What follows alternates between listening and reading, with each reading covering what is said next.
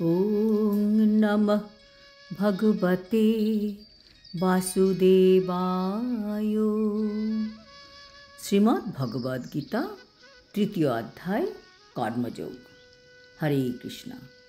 আজ আমরা কর্মযোগের ৮ নম্বর শ্লোকটি শুনব।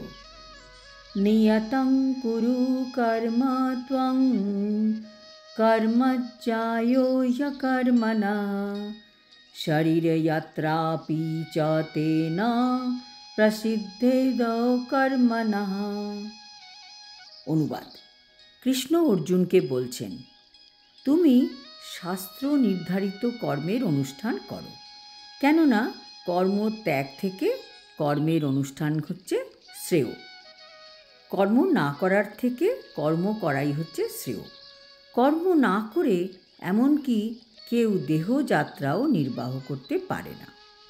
তাৎপর্য: অনেক ভণ্ড সাধু আছে যারা নিজেদেরকে বলে তারা খুব উচ্চ বংশজাত, আর আরেক রকমের পেশাদারী মানুষ আছে যারা আধ্যাত্মিক উন্নতির জন্য সব কিছু ত্যাগ করেছে বলে ভান করে থাকে।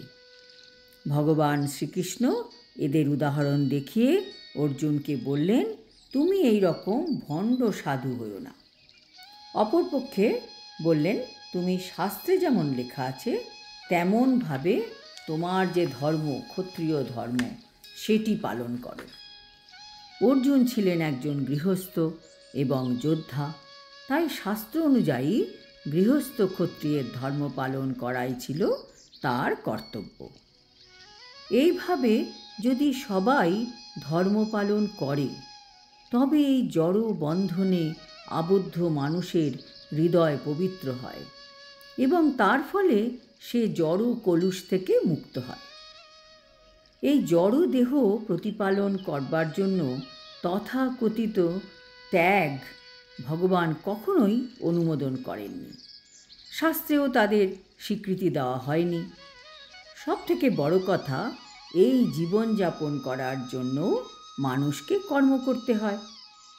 আমাদের এই যে জড়জাগতিক প্রবৃত্তি রয়েছে, তাদেরকে শুদ্ধ না করে নিজের খেয়াল খুশি মতো কর্মত্যাগ করা উচিত নয়।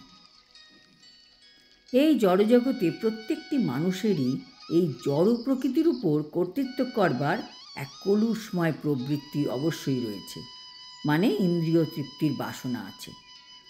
এই ধরনের কলুষময় প্রবৃত্তিগুলিকে আমাদের শুদ্ধ করতে হবে।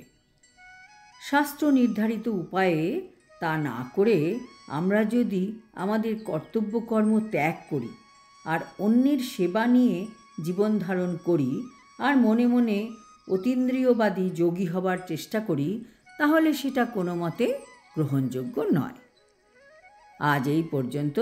আগামী শ্লোকে কৃষ্ণ বলবেন কী ধরনের কর্ম করলে আমরা জড় বন্ধন থেকে মুক্ত হতে পারব। হরি ওম তৎসৎ।